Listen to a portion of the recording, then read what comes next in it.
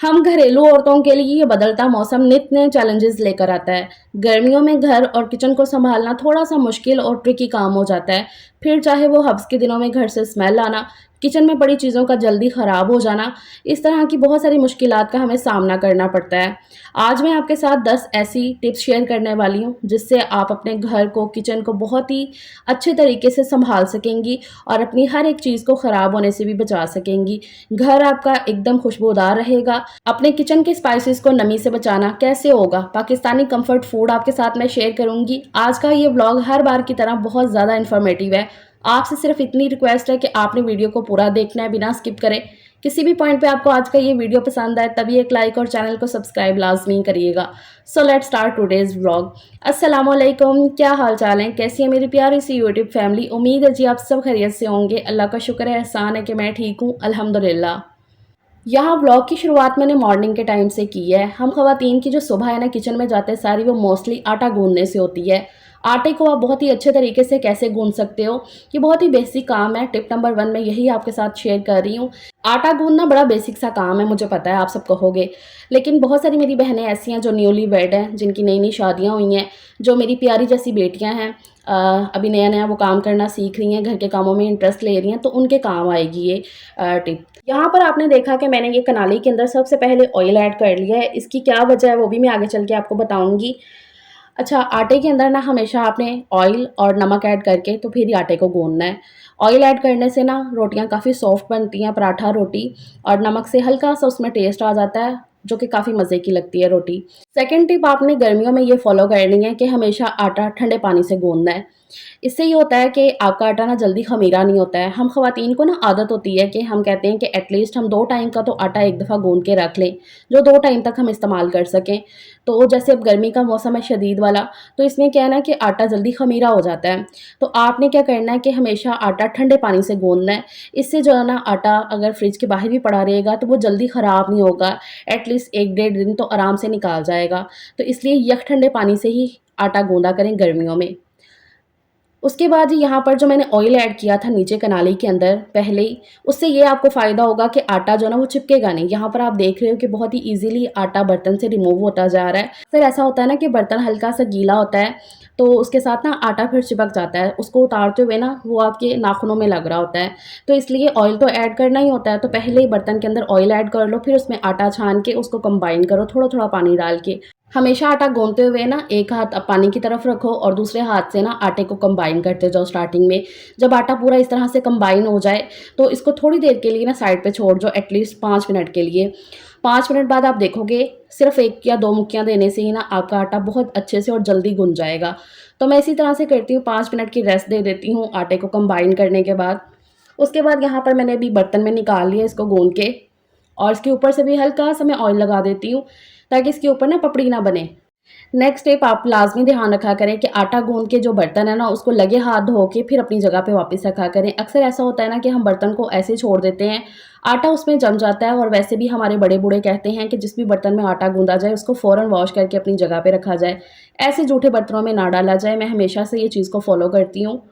घर और किचन के मामले में अगर आपको कोई चीज़ कहता है, बताता है, तो उसको लाज़मी सोचा करें और अमल भी किया करें। नेक्स्ट टिप है, हब्स के दिनों में ना घर के मामलात में हर छोटी से बड़ी चीज़ का ख़्याल रखना बड़ा ज़रूरी होता है। अब जैसे कि किचन में यूज़ होने वाला स्पंज, बर्तन धोने वाला, और साथ में ये स्टील वूल, हम इसको इस्तेमाल करते रहते हैं और चेंज करना ना जल्दी जैसे भूल ही जाते हैं। तो इसलिए ना ये मौसम में इसको लाज़मी जल्दी से जल्दी चेंज करते रहा करें। एक तो ना स्मेल आने लगती है, और दूसरा ये साफ़-सफ़ाई के लिहाज से सही रहता है। तो इसलिए ना हो सके तो 15 दिन में स्पंज अपना चेंज करें, या इससे जल्दी भी आप कर सकती हैं इन दिनों में। तो यहाँ पर मैंने भी चेंज कर लिया। नेक्स्ट टिप आपने ये लाज़मी फ़ॉलो करनी है। इसमें ज़्यादातर टिप्स जो है ना मैं आपको किचन से ही रिलेटेड बताऊँगी, क्योंकि किचन के ही काम हम औरतों को ज़्यादा करने पड़ते हैं। तो आपने लाज़मी ये टिप को फ़ॉलो करना है कि नो मोर डीप क्लीनिंग। आपको डीप क्लीनिंग की ज़रूरत ही नहीं पड़ेगी। गर्मियों में वैसे घर की साफ़-सफ़ाई करना बड़ा मुश्किल लगता है, और हब्स के दिनों में और भी ज़्यादा मुश्किल हो जाता है। तो आपने सिर्फ़ एक चीज़ को फ़ॉलो करना है, चाहे फिर मौसम जैसा भी हो, कि आपने अपने घर और किचन की जो चीज़ें हैं ना, उनको साथ के साथ ही साफ़ करते रहना है। जैसे कि ये रैक मुझे थोड़ा-सा गंदा लग रहा था, तो बस इसको मैंने यहाँ से हटाया और अच्छे तरीके से वॉश करके रख दिया है साइड पे। जब तक अपने मैं बाकी के काम ख़त्म करूँगी, वो रैक वहाँ पे ड्राई हो जाएगा अच्छे से।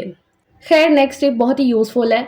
हब्स के दिनों में ना अक्सर ऐसा होता है ना, ये गंदा सा मौसम चल रहा है तो कीड़े-मकोड़े निकल आते हैं ज़मीन पे। तो उसके लिए ना आप ये मीठा सोडा इस तरह से फ़र्श पे बिखेर दो और इसके ऊपर जो है ना साफ़ी लगा दो। हल्का-हल्का सा आपने सिर्फ़ बिखेर देना है। मीठा सोडा जो है ना काफ़ी स्ट्रॉन्ग होता है, तो इसकी जो स्मेल है ना उसकी वज़ह से कीड़े-मकोड़े जो है ना वो नहीं आते हैं फ़र्श पे। क्योंकि बच्चों वाले घर में ना ये सारी चीज़ों का ध्यान रखना बहुत ज़्यादा ज़रूरी होता है। अल्हम्दुलिल्लाह ये सारी टिप्स हैं जो मैं फ़ॉलो करती हूँ। हर बदलता मौसम जैसे कि मैंने बताया ना चैलेंजेस होते हैं, बस ये है कि अपने काम करने के हमें तरीके बदलने पड़ते हैं अपने घर को सँभालने के लिए। बाकी तो सारी चीज़ें जो है ना वही होती हैं। तो यहाँ पर मैंने मीठा सोडा वो जो है ना बिखेर दिया था सारा, हल्का-हल्का सा, और फिर साफ़ी लगा दी थी उसके ऊपर से और अच्छे से ड्राई होने दो। आप यकीन करो ज़रा भी आपको कहीं से कॉकरोच वग़ैरह कोई कीड़ा-मकोड़ा निकलता नज़र नहीं आएगा। और मुझे कमेंट भी आए थे कि क्या आपके घर छिपकलियाँ नहीं आती हैं? तो छिपकली तो मैंने आज तक नहीं देखी है। हाँ, कॉकरोच वग़ैरह जो है ना वो मैंने निकलते देखे थे, तो उसके लिए फिर हमने एक वो स्प्रे भी रखी हुई है। और दूसरा जो है ना मैं इस तरह से ना करती रहती हूँ, तो अल्लाह का शुक्र है कि बहुत बचत हो जाती है अल्हम्दुलिल्लाह से। अच्छा, ग्रोसरी रिफ़िल करने से पहले ना मैं इस तरह से लाज़मी साफ़-सफ़ाई कर लेती हूँ। एक तो चीज़ें साफ़-सुथरी रहती हैं, दूसरा नमी वग़ैरह नहीं लगती है ना जल्दी चीज़ों पे, जैसे ये टाइम है गर्मी का, हब्स का, तो इसमें ना ये सारी चीज़ों का बड़ा ध्यान रखना पड़ता है। अब इस टिप को ना आप किसी भी मौसम में फ़ॉलो कर सकते हो, ये हर मौसम में ना आपके काफ़ी यूज़फुल है आपके लिए। तो यहाँ पर स्पाइस बॉक्स में से ना मेरे काफ़ी स्पाइसेस ख़त्म थे, तो अभी रिफ़िल करने थे। हम वीकली ग्रोसरी करते हैं, तो ग्रोसरी आई थी तो मैं वही जो है ना ऑर्गेनाइज़ कर रही थी। तो उससे पहले मैं लाज़मी बर्तनों को, चीज़ों को साफ़ करके तो फिर दोबारा से उसमें चीज़ें जो है ना रिफ़िल करती हूँ। तभी तो आपकी डीप क्लीनिंग से जान छूटेगी और गर्मियों में आप रिलैक्स रह सकोगे। अच्छा, ग्रोसरी करते हुए ना गर्मियों में ये लाज़मी ध्यान रखा करें, स्पेशली ये हब्स के दिनों में, कि जितना हो सके कम से कम सामान लेकर आया करें। अब मैं तो वीकली हमेशा ग्रोसरी करती हूँ, मंथली बहुत ही कम हम ग्रोसरी करते हैं। तो जो मेरी बहनें मंथली ग्रोसरी करती हैं उनसे भी मैं यही कहूँगी कि इस मौसम में ना जितना हो सके कम से कम सामान लेकर आएँ। दोबारा आप चक्कर लगा लें वो सही है, ये ना हो कि घर में पड़ा हुआ सामान जो है ना वो ख़राब होने लगे। अच्छा, ये स्पाइस बॉक्स का ना बड़ा मसला होता है कि इसमें जो है ना नमी हो जाती है मसालों के अंदर जल्दी से।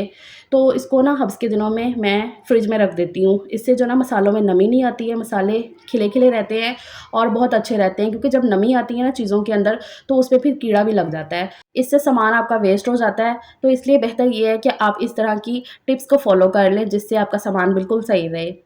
तो अगर आप रख सकते हो अपने स्पाइस बॉक्स को फ्रिज में तो लाज़मी रख दो।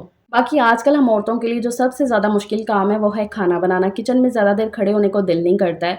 हम पाकिस्तानियों का मोस्टली कम्फर्ट फूड दाल-चावल है। तो बस जितना हो सके ना शॉर्टकट सी चीज़ें बनाया करें। दाल-चावल बहुत जल्दी बन भी जाते हैं और सबको पसंद भी होते हैं। तो यहाँ पर मैंने मूँग मसूर की दाल ली है, चावल, इन दोनों को अच्छे से वॉश करके रख दिया है।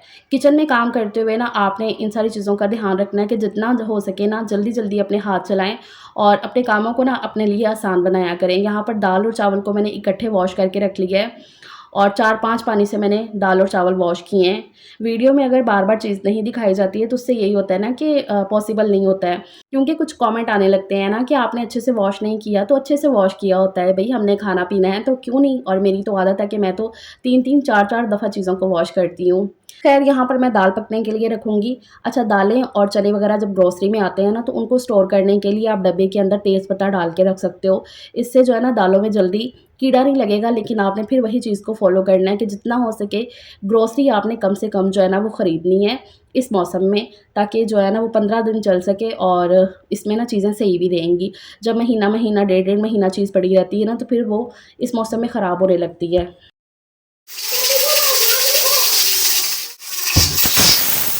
बाकी दाल-चावल जितना कम्फर्ट फूड है, उतना जल्दी बन के तैयार होता है।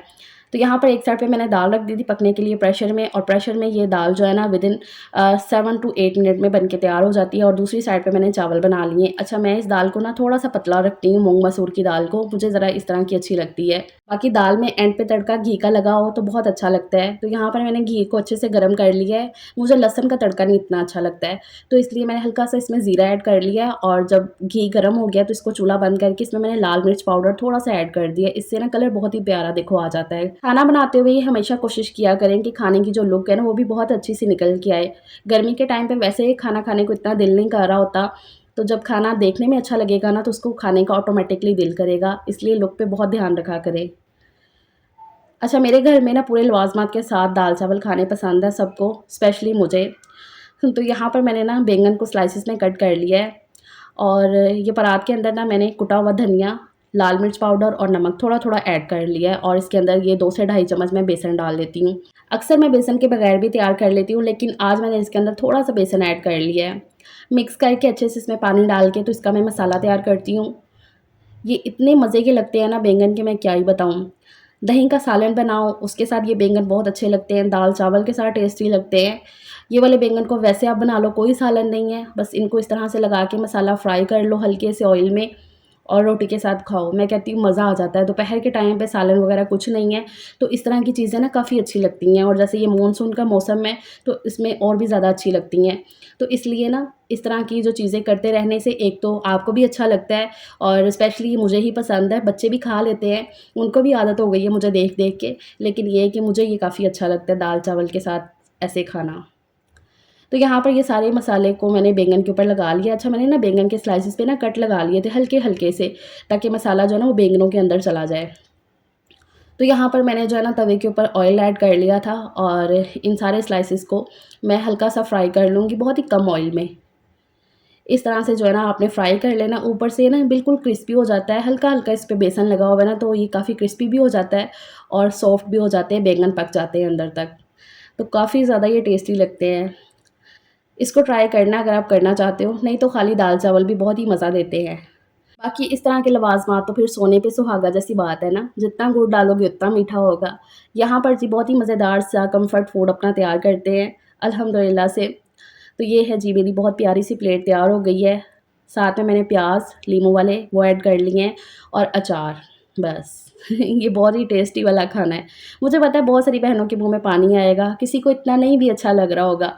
लेकिन हाँ, मुझे काफ़ी पसंद है इस तरह के खाने। मुझे देसी फूड बहुत अच्छा लगता है। इस तरह का मज़ेदार सा निवाला बनाओ और खाओ, अल्लाह का ढेर सारा शुक्र अदा करो।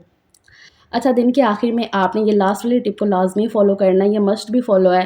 पूरे काम करके दिन के आखिर में जब आप किचन के बर्तन वगैरह धो के फ्री होती हैं, तो उसके बाद ना सिंक के अंदर इस तरह से मीठा सोडा आपने छिड़क देना है पूरा अच्छे तरीके से।